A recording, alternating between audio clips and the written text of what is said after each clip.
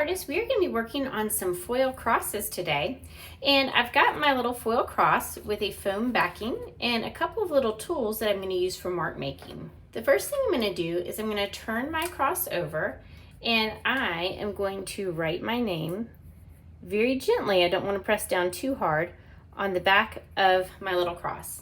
Now this is also a time, if you have a favorite verse or something like that, you can put that in the back of the cross as well. Now all of these little different tools will make different marks in the cross, and it will also make different marks depending on how you use the tool. For example, I've got this little wooden pick, and I could go around the edges and press down with the tip of it and just kind of slide it to the edge. That makes a pretty cool little border. I'm going to be speeding the video up, but you notice that I'm really taking my time and going slow and being very intentional with this. Since I want to keep my designs even on both sides, I'm going to go over to the opposite side and just do the same thing over here. Now I'm going to look at the opposite end of this little wooden pick, and I see how it's kind of rounded, and I wonder if I could maybe work with that end and make a cool mark. So right here I am just kind of sliding that rounded end down, and it's making a cool border as well.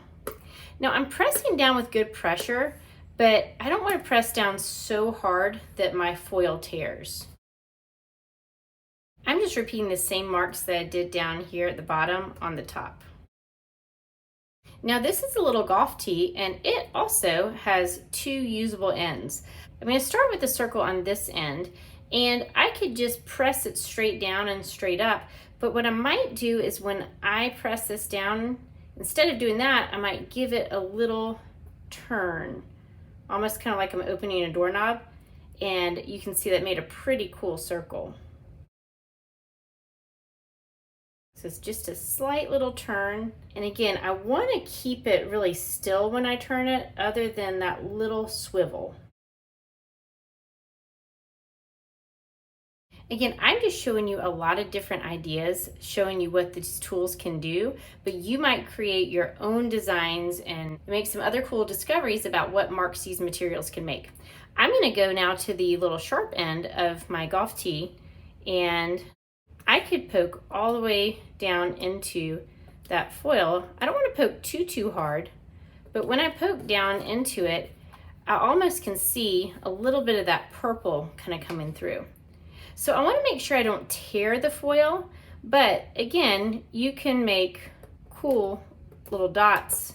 And let me hold it where you can see it. You can see how that kind of exposes that purple just a little bit, but I'm not poking all the way through the foam. Now this is a little mini popsicle stick, so I might just have fun with one of the ends of this, see what that does. So I'm drawing a line off the edge, and I can see that this is just a slightly thicker line. And this is just a straw. I'm going to kind of pinch and make sure that the end of my straw is a little bit more circular, because I don't want it to be a weird shape that I'm putting down in here. So now that I have that, again, I might do just a slight little turn in it when I press this down. I think that slight little turn makes a big difference in getting that circle down in there.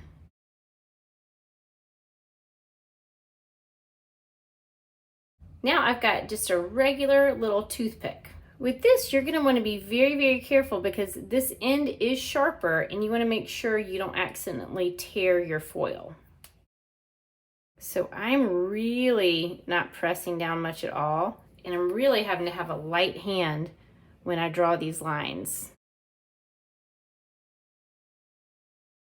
Now you, of course, can draw designs very easily with this little toothpick as well. I'm just keeping in mind the patterns, but if there's something particular that you want to draw, or even a word that you want to put in there, or maybe even a verse in the front of your cross, you could certainly do that.